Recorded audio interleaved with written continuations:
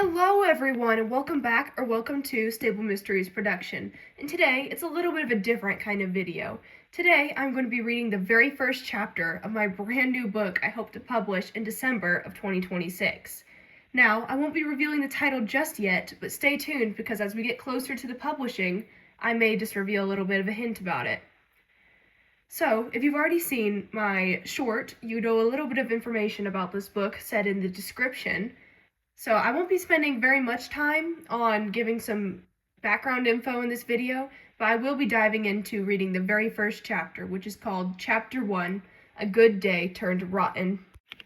Why does every good day have to turn out to be one of the most rotten days of your life? I never thought my senior year would turn into one of the worst, maybe even the worst, year of my life. But who am I to speak? It is not my fault that everything is falling apart, but maybe it is? It was finally winter break of my senior year of high school, a break I had been looking forward to ever since the year had started. This break meant I had done it. I had passed the first half of my senior year and only had less than half a year left before I was out of school and off into the world of college and adulthood. It was scary to think about, but I was ready for a new challenge. The bus ride home was shorter than usual. For some reason, I knew something was wrong. If not wrong, then soon to be. I frantically made my way down the aisle of the bus and bolted out the door and into the yard of the house my mother and I shared. My father had gone off on a business trip, so we were running the house while he was away. I slammed the door shut behind me and ran into the kitchen where my confused mother and younger sister were. I breathed out a relieved sigh and collapsed into the seat next to my sister. "You okay?" she asked. Of course Nora would ask that, of all things. At 5 years younger than myself, Nora was the most inquisitive 13-year-old I had ever met. It shocked me, honestly, that she could read people better than myself. "Kayla," my mother's voice knocked me from my thoughts. "What? Oh, I'm fine. There's been a lot on my mind recently," I quickly responded. My mother was far from convinced. She gave me the look that said we would talk later. I gulped. Talking with her meant a trauma dump about anything and everything. Not fun, but beneficial. "By the way, Matt's coming over later for dinner. I figured I would invite him since we haven't had him over for a while. Got a problem with that?" My mother raised her eyebrow as I shook my head. The truth was, I really did not have a problem with Matt coming over. We had been best friends from the day he had moved in next door until about sophomore year when he decided that girls were not great study partners or a good person to confide in. Ever since then, the two of us had kept a respectable distance from each other. We rarely even talked. And when I mean rarely, I mean the last thing he said to me was happy birthday on my birthday, and that was 3 months ago now. I had no idea how our reunion would go, but I had the feeling it would not be all sunshine and rainbows. Actually, it would probably be storm clouds and rain. Not a great way to end the day. "How can I help with dinner?" I asked my mother as I stood up from where I was sitting. "Well, I'm making beanless chili for tonight, so could you finish cooking this ground hamburger for me while I get the tomatoes and onions ready?" I nodded and grabbed the wooden spoon from her as she walked towards where a few cans of tomatoes and an onion lay. Cooking ground hamburger was easy. There was really no way I could mess it up, so that was a bonus. I stirred it gently until my mother gave her approving nod. Then I dumped the still hot hamburger into the pot of chili. I watched as my mother added the seasonings and the last few ingredients. The room was filled with the delicious smell of chili now. I spent the rest of the day until Matt arrived by helping my sister with the table and inventing a new game with her. The goal of our game was to see who could guess the song playing on the radio correctly faster. By the end, we were all laughing and having a good time. It was typical of Matt to arrive at our peak moment of laughter.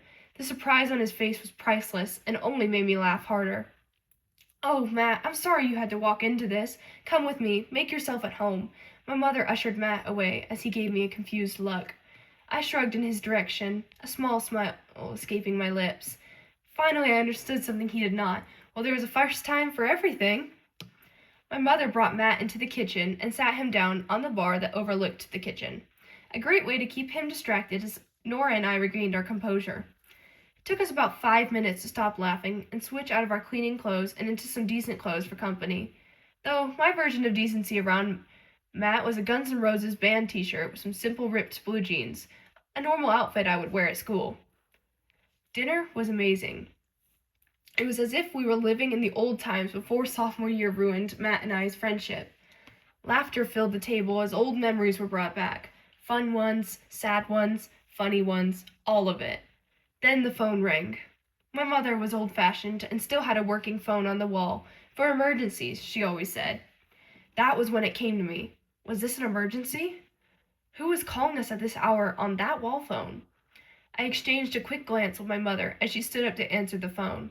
Dread pooled at the bottom of my stomach. I had the bad feeling that something was very wrong. I could hear my mother talking at the end of the hallway. It was call and response until my mother fell silent. That was when I became worried. I stood up and Matt followed suit. I had no idea why. As far as I know, he did not even care about my family anymore. So why did he follow me? I did not have time to consider that. I had to make sure my mom was okay. I had to know what was going on. Mom? I asked. I stopped in my tracks, and Matt bumped into my back, completely unaware as to what was happening. Typical. Hey, why did you... He stopped talking when he saw the look on my mother's face. Mom? I asked again. Her eyes were blank, unseeing. The phone dropped from her hand and bounced off the cord before it hit the floor. What's wrong, Mom? I asked her as I took a step closer. Your father is dead, she stammered out as she clutched her hand on her chest. I stood there in complete shock. Even Matt was frozen in place. My father, dead. The words ran over me. What had happened? I wanted to ask, but then the worst thing imaginable happened. My mother cried out before collapsing to the floor. Her body was shivering. Mom! I cried out as I fell to the floor beside her. Matt fell beside me. His hand rested on my back as the other gently touched my mother. That was when my sister came into the room. Call 911. Get help, I told her, tears streaking down my face. The last thing I heard before the world started ringing was 911. What's your emergency? Alright, guys, and that's the ending of chapter 1. I hope you guys liked it, and I'm sorry if there were a few errors or grammatical issues. This is, of course, the first rough draft of this, so it's not the completed version, but it's just the general storyline of what we're going to have. So I hope you enjoyed it, and stay tuned for more to come.